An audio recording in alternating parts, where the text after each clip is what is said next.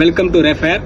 இன்னைக்கு ரேஃபேர் நர்சரி செக்ஷன்ல இருந்து நம்ம வீட்டில் மாடி தோட்டம் எப்படி ஈஸியாக குறைந்த செலவில் சிறந்த முறையில் அமைக்கலான்றதை பற்றி பார்க்க போகிறோம். வாங்க பார்க்கலாம். விதைகள் போடுறோம் பார்த்தியா, இதில் வந்து பாவி போடுறது வந்து மிளகா விதை, கத்திரி விதை, தக்காளி விதை, இதை 3 மட்டும்தான் பாவி போடணும். மற்றது எல்லாமே மண்ணில் டைரெக்டாகவே வச்சுக்கலாம். வந்து பாவி போடுறது வந்து இல்லை பாதி போட்டோம். அப்படி இதை போட்டு 2 தடவை இப்படி அடித்தோம்னா உள்ளே போயிடும் மண் இல்லாமல். அதுக்கப்புறம் கத்திரிக்காய் விதை,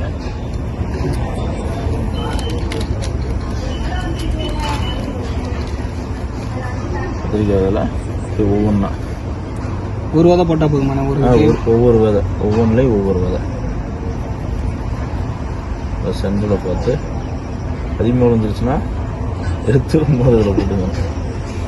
அப்படியே கூட கொஞ்சம் கத்திரிக்காய் முளைக்கும்லாண்ணே? அப்படிலாம் முளைக்காது. இப்போ வந்து விதைகள் எல்லாமே நம்ம போட்டாச்சு. இது என்ன நீ முதலே கேட்க நினைச்சேன், கீழேயும் போடுறோம், இப்போ கடைசியாக மேலேயும் போட போறீங்க. இதில் வந்து கொக்கோ பித்து, தேங்காய் நாறு கழிவு, அதுக்கப்புறம் மண்புழு உரம், செம்மண், 3மே கலந்துருக்கு. 3மே கலந்துருக்கிறதுனால டைரெக்டாக வந்து நம்ம டைரெக்டாக அதை மண்ணில் வச்சோம் அப்படின்னோம்னா சரியாக வராது. இதை வந்து பதியம் போட்டு இது செடி வந்து ஒரு 2 இன்ச்சு 3 இன்ச்சு சைஸுக்கு வந்ததுக்கப்புறம் அதை வந்து நம்ம என்ன பண்ணணும் அப்படின்னா க்ரோ பேக்கில் எடுத்து தனியாக வைக்கணும். க்ரோ பேக் எப்படி நம்மளே சேல்ஸ் நம்மளே கொடுத்துருவோம்? க்ரோ பேக் எல்லாமே நம்மகிட்டே இருக்குது. 4 சைஸில் இருக்குது.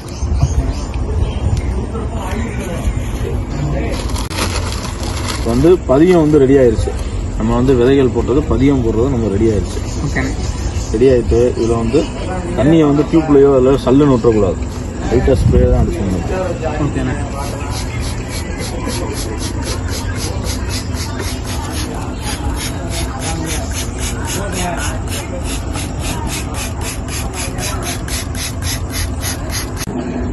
இப்போ நீங்கள் மாடி தோட்டம் அமைச்சுக்கிட்டு இருக்கிறத பார்த்துக்கிட்டு இருக்கிறீங்க. மாடி தோட்டத்துக்கு தேவையான அனைத்து பொருளுமே நம்ம ரேஃபேர் நர்சரி ஷாப்லேயே அவைலபிள் இருக்குது.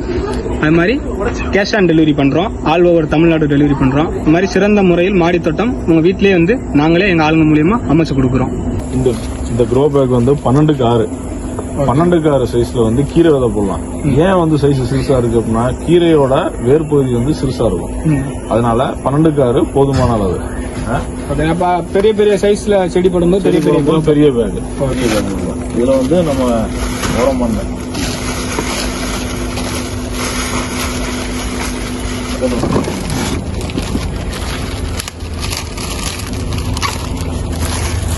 இது வந்து கொப்புள் உரம், செம்மண்,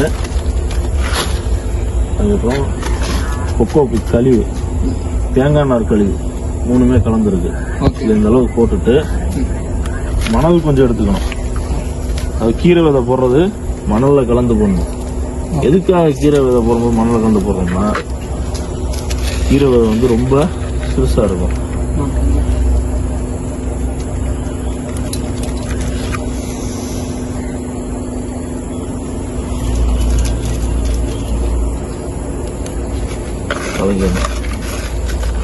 வச்சுட்டு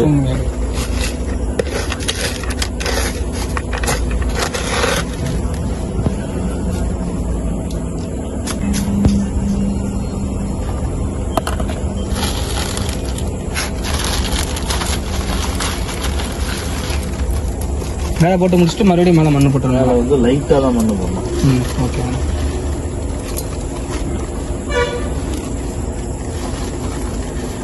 இப்போ பார்த்தீங்கன்னா எல்லா பேக்கெட்லையும் விதை போட்டாச்சு. போட்டு தண்ணி வந்து இந்த மாதிரி தான் அடிக்கணும் ஸ்ப்ரேல.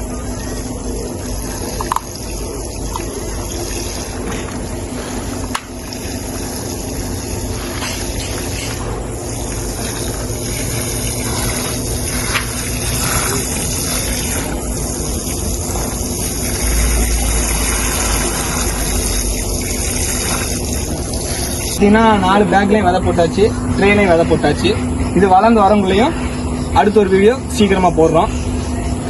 லைக் பண்ணுங்க, ஷேர் பண்ணுங்க, சப்ஸ்கிரைப் பண்ணுங்க. வீடியோ பார்த்துட்டு வரவங்களுக்கு கண்டிப்பான முறையில் ஆஃபர் முறையில் பண்ணி கொடுப்போம்.